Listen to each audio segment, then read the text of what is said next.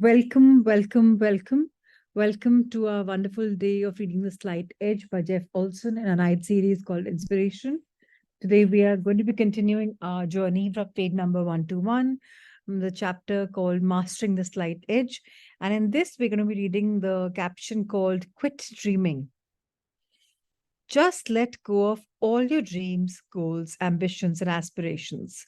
Settle for less. Make point B disappear.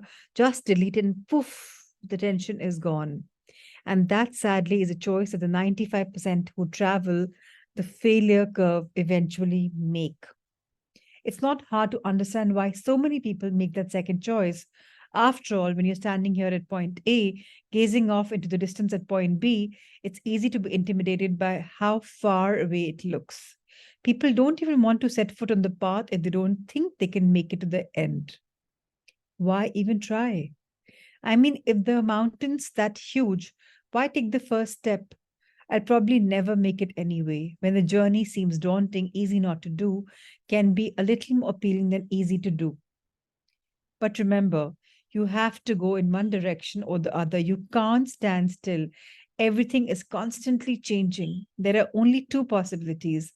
Either you let go of where you are and get to where you could be, or you hang on to where you are and give up where you should be.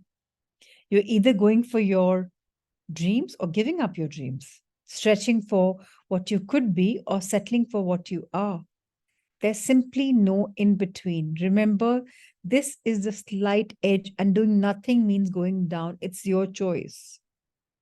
So every day we're given a choice, and this book strongly recommends that we should be in our integrity and in discipline when nobody is watching us, because that is what defines us having the slight edge for an upward curve.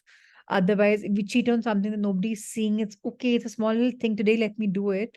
It's going to eventually take us on a downward curve. Now we're going to read this section on the deceptive majority. Arthur Schopenhauer talks about this wonderful phrase. He says, all truth passes through three stages. First, it is ridiculed. Second, it is violently opposed. Third, it is accepted as being self evident. Those two slight edge curves, the success curve going upward and the failure curve going downwards, run parallel to each other for a long time. The two paths may be so close together that it's almost impossible for most people even to see the distinction between them. Then all of a sudden, they veer away from each other. The success curve shooting up like an eagle, and the failure curve plummeting downward like a stock market crash. The people living on top who take responsibility live a life that is in some ways uncomfortable. Successful people do what unsuccessful people are not willing to do, and that often means living outside the limits of one's comfort zone. When you're 1 out of 20, you're always going to be going in the opposite direction from the other 19. The people on the other side are comfortable. They are with the masses. Their lives are more comfortable early on, but become more uncomfortable later on. Suddenly, late in life, they find they don't have the finances, they don't have the health, they don't no longer have the relationships, and their lives become very uncomfortable. Those on success curve, by contrast, end up far more comfortable later on because they have the finances, the health, the relationships, successes. This means changing your thinking about the comfort zone. It's a change in philosophy. It means embracing living uncomfortably in order to maintain a life that is genuinely comfortable, not deceptively comfortable. The quote from Schopenhauer is a brilliant insight into the nature of the majority. The majority always lets the first and second phases pass by them until a truth itself is self evident before signing on. What Schopenhauer is saying is the key to success is to identify these things that are going to become self evident before they are self evident. Or to put it even more simply, find out what the majority is doing and do the opposite, which can be uncomfortable. Now, this in itself is a very huge thing to say. Go against the tide, do something that you're not comfortable in, do what people are not doing. Of course, you have to apply some intelligence. You can't expect things to work out just because they are in opposition to the majority. But the chances are excellent that when you step up onto the success curve, you will be stepping out alone like Wilberforce, Edison, Lincoln, Gandhi. Do the opposite of the majority, risk being the one, not one of the 19. Will people criticize you? Of course. But have you ever seen a statue erected for a critic? We don't build statues for the 95%. We build them for the 5%. What I learned from funerals, says Jeff Olson. Let's read about it. At one point in my life, when I entered the corporate world and went to work for Texas Instruments, I was all ready to work my way up in management. But life had other plans for me. I showed up for work and they put me in sales. I was horrified. I didn't want to be a salesperson. I hated sales. I didn't think I could do it. I knew I couldn't do it. What I had was not fear of rejection, it was terror of rejection. I knew what I would do. I would quit this job and go back to graduate school. But successful people do what unsuccessful people are not willing to do. I was up against the wall. I had to do it and I knew it. For my first sales call, I pored over the customer files and found the tiniest, most insignificant account I could. A tiny little drugstore in Gainesville, Florida. I figured that if I was going to make a mess, I might as well do as little damage as possible. I drove for 2.5 hours to arrive at that store, white knuckled with fear. I parked and sat in the lot for a good half hour, leaning my face into the air conditioner vents with the AC turned up full blast and sweating buckets. I was terrified. Staying in that car would have been the easiest thing in the world to do right then. And on some level, even though I had not yet articulated the slight edge philosophy in my life, I knew that this simple little error, compounded over time, would rob me of all my dreams. As I had prepared myself to go on the first sales call, I had been literally praying for help. And so often happens when you ask a question in all sincerity, an answer came. In this case, it came in the form of an article I happened to read in a magazine. The article was about funerals and informed me that at the average funeral, about 10 people cry. I couldn't believe it. 10 people? That's it? You mean I go through my entire life, spend years and years going through all these trials and tribulations and achievements and joys and heartbreaks, and at the end of it, there are only 10 people who care enough to cry? I went on to the next paragraph. It got worse. Once those 10 or fewer people had yanked their hankies and honked their noses and my funeral was over, the number one factor that would determine how many people would go on from the funeral to attend the actual burial would be the weather. The weather? If it happened to be raining, it said 50% of the people who attend my funeral would decide not to go to the burial after all. I really couldn't believe it. You mean I am lying there at the grand conclusion of everything I've ever said and done, of everything I call my life, in those final moments when my entire life is called to account and acknowledged and memorialized by those nearest and dearest ones, those whose lives I've mostly deeply and profoundly touched, and half the congregation checks out halfway through because of the weather? At first, this really bummed me out. And then it was liberating. You know what? I thought, I don't give a damn what anybody thinks of what I'm doing anymore. If the odds are that iffy as to whether or not they will even try at my funeral, and chances are 50-50 that they duck out even before I'm planted, if the sky happens to cry for me more than the people do, then why am I spending so much time worrying about what they are thinking now? Such a deep thought, such a beautiful thought. And all we care about in our world is कुछ तो लोग कहेंगे. But उनका तो काम है कहना, right? So we think so much about people's thoughts about us. And the $1,000,000 truth is in front of us. Why would I be afraid of rejection? Why would I be concerned about what the majority thinks? Why would I be worried about what 95% say, think, or do? Facing some truths about one's own death can also bring one face to face with some important truths about one's life. Reading that article enlarged my comfort zone and gave me a slight edge of courage, just a tiny edge, but an edge I hadn't had before, a slight edge. I finally mustered what courage I could, turned off the car, went inside, and gave what I am convinced to this date was a worst presentation in the history of sales. They did not buy a thing. In that sense, it was a total failure. But when I got back in my car, I was elated. I had blown the sales call and had achieved a victory in my life. A few days later, I happened to be thinking about the article as I sat in my car, stopped in traffic. Just then I saw why we were all stopped. A funeral procession went by. It took less than a minute because it contained only a few cars. As traffic slowly started moving again, I thought that person lived his or her entire life worrying about what other people thought. And it suddenly hit me. Who has long funeral processions? At whose funerals do thousands cry? For whom do the millions mourn? For those who will do what others are not willing to do. For the people for whom we erect statues, Martin Luther King Jr., Gandhi, Mother Teresa, Lincoln. Gigantic funerals are held, and great crowds, sometimes entire nations, mourn for those people who spend their lives not worrying about what others thought. Wow, blown away. Key point of chapter number 8. Mastery is not some vaulted, lofty place that only the elite few ever land. The pursuit of any aim, goal, or dream, personal, professional, spiritual, in any area, is a slight edge journey of continuous improvement, learning, and refinement. But mastery is not an exalted state that lies at the end of the path. It is a state of mind that lies at the very beginning. Mastery is the act of setting your foot on the path.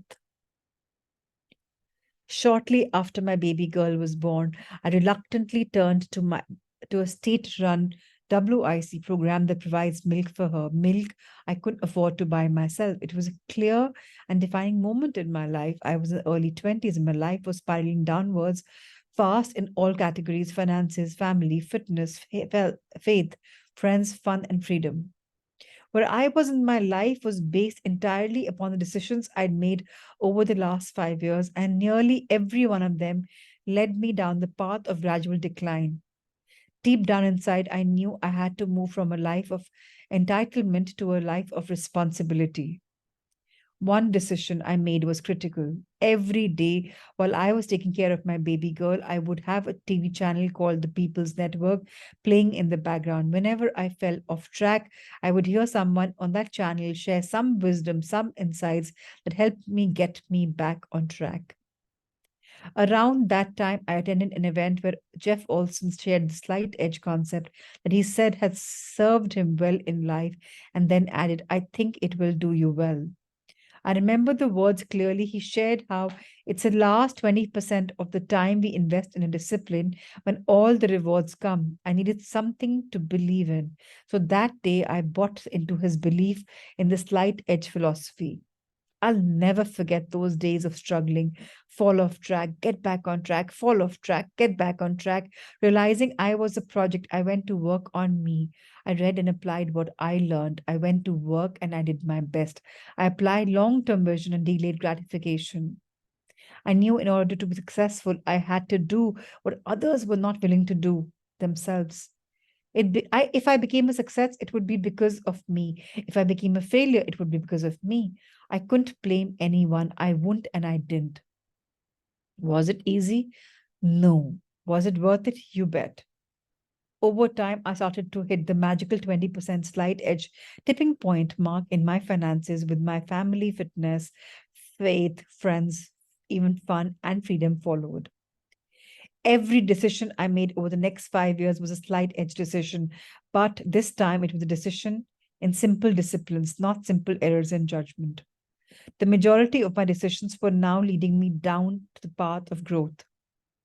I became living proof that the slight edge works. Since that time, I've taught the slight edge philosophy to audiences in over 20 countries. I created a slight edge chart for myself, the same chart my daughter used to keep her on track of earning a black belt in the martial arts. The same one she used to develop the habit of reading 15 pages of a personal growth book a day. The same one she used to develop powerful critical thinking skills. My daughter recently turned 18 and just left on a 90-day trip to Italy. I'm thrilled for her and a bit sad. I miss her.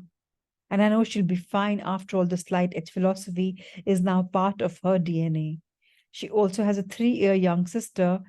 a- And yes, thanks to slight edge, I can afford the milk this time around, says Art Janak, Houston, Texas.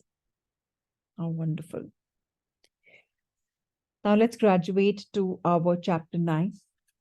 So, going with this philosophy that we would be reading at least 10 pages in 20 minutes or going up to 30 minutes, the idea is to at least read 10 pages a day and not lesser. So, we began on page number 121 and now it's 127. So, we still have 4 pages to go. So, be with me.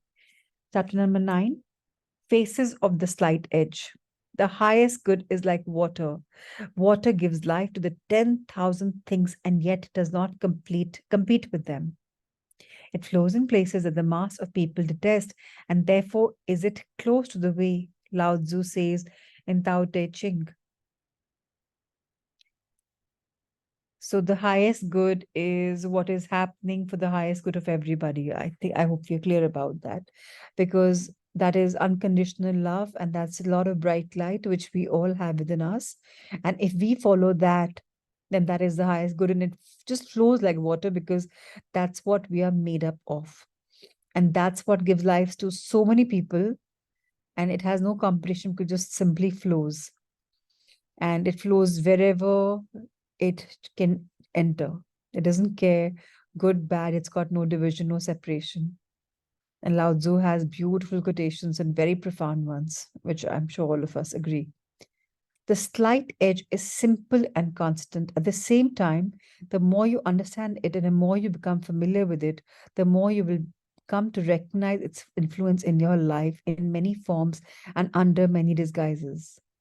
It is the irresistible force delivered by the tidal wash that polishes the sharp edges of a rocky reef to porcelain smoothness. It is as ever persistent in all aspects of life as the water molecule is in biology.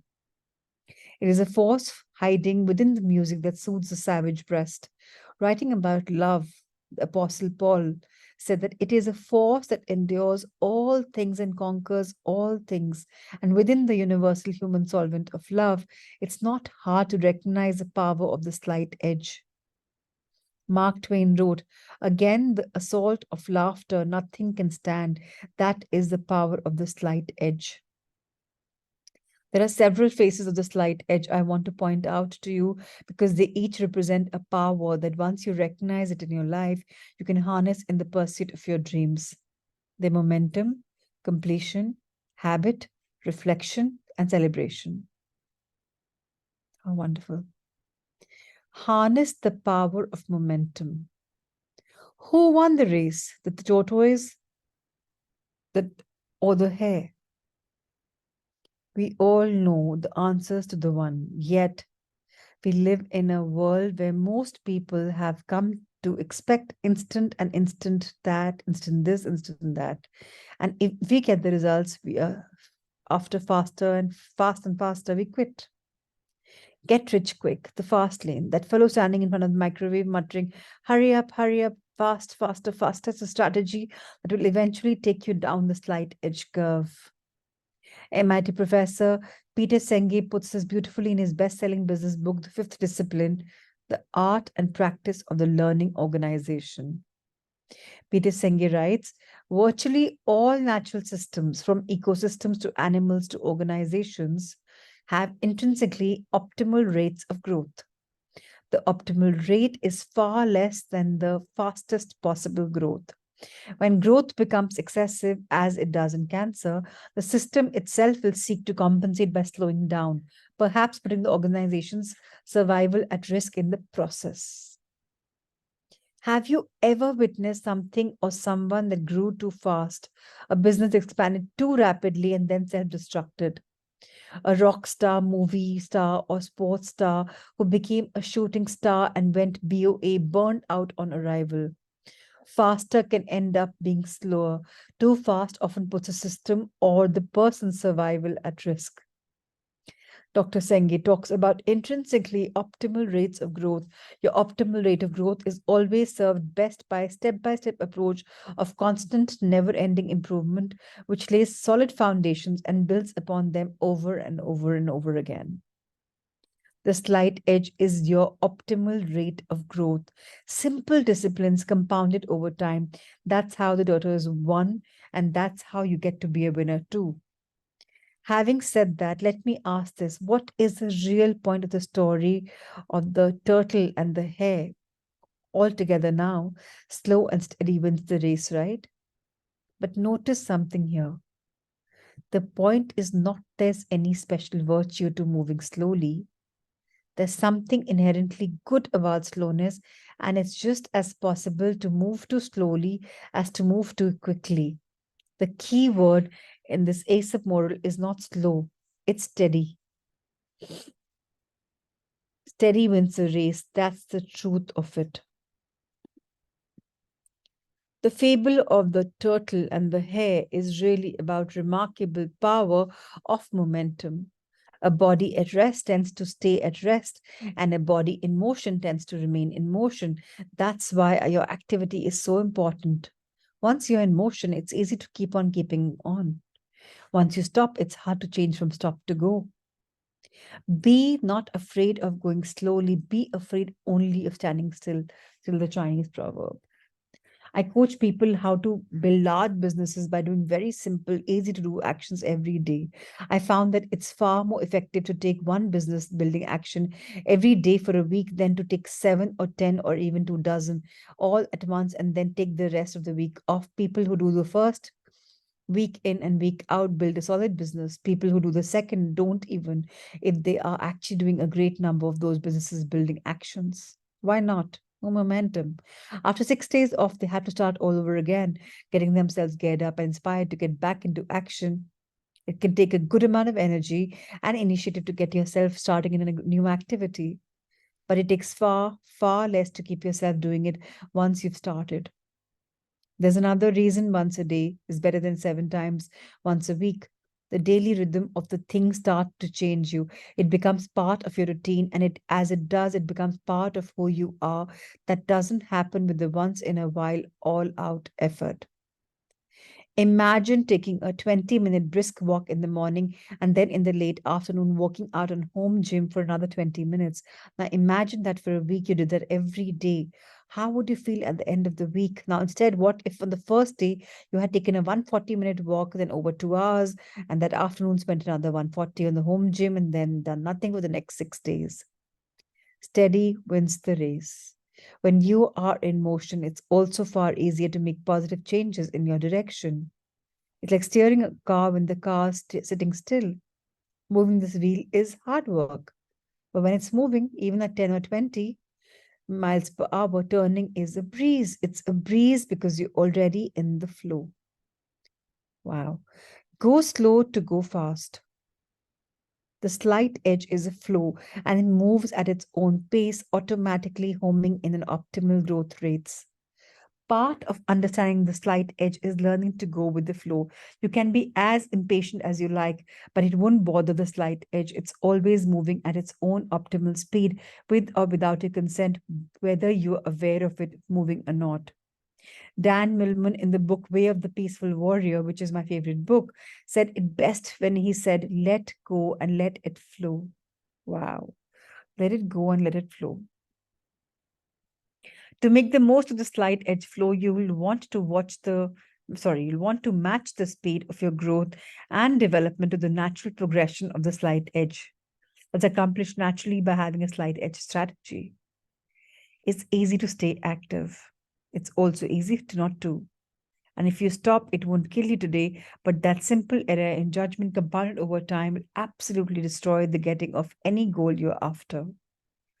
Mary Kay Ash put this simply: give yourself something to work towards constantly. Let's read another section before we conclude for the day, and that would mark our 10 pages. Harness the power of completion. Another way you gather momentum and harness is to your advantage is by practicing an activity called completion. Are there any things that are incomplete in your life? Any unpaid bills?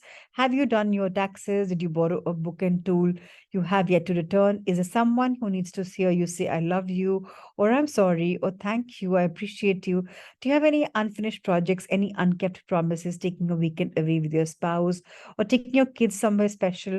Are there any agreements or commitments you've left hanging? Each and every incomplete thing in your life or work exerts a draining force on you, sucking the energy of the accomplishment and success out of you as surely as a vampire stealing your blood.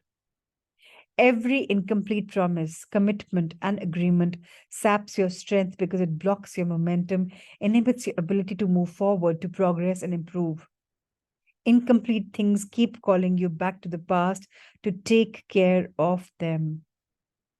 Here's the unfortunate and powerfully destructive truth of being incomplete.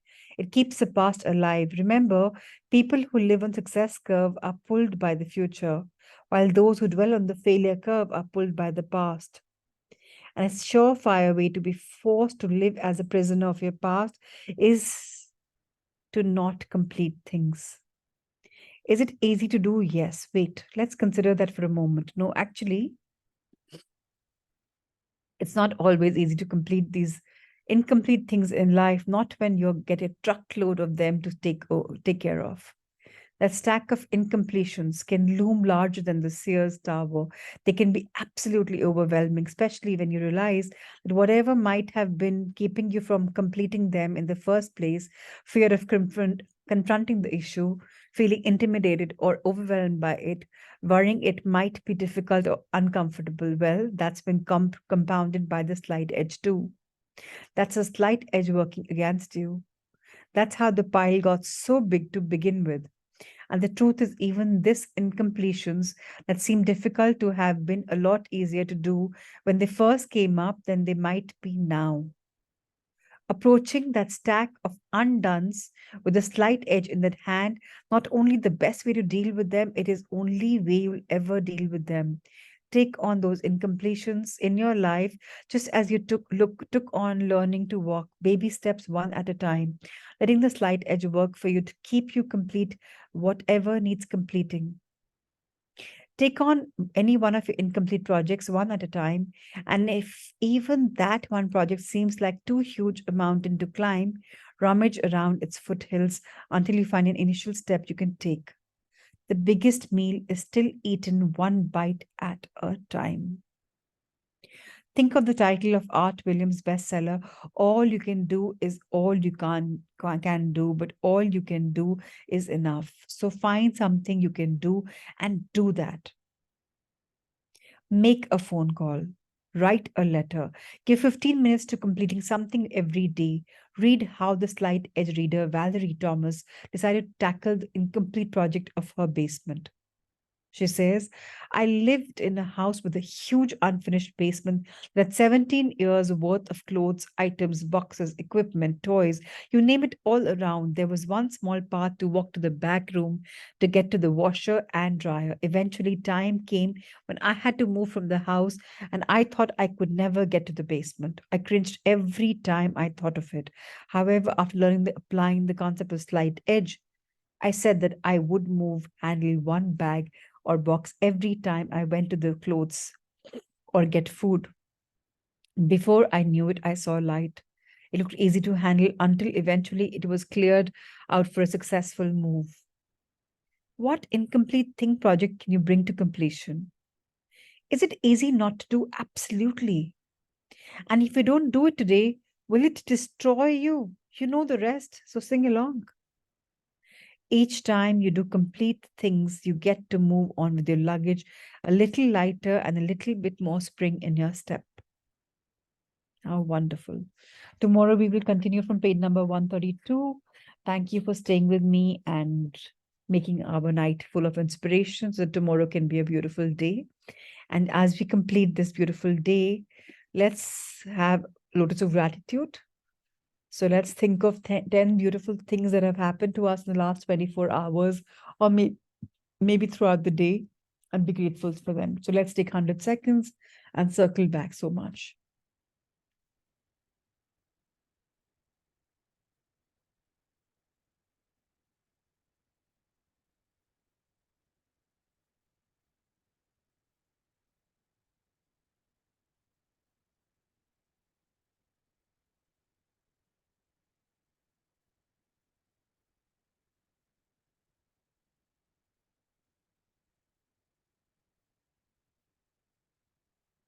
Thank you, Slight Edge. Thank you for being here in the sacred space of learning, growing, evolving, and getting inspired. Now sleep tight and have a great night. Good night. I'll see you tomorrow at 9 p.m. Thank you. Thank you. Thank you.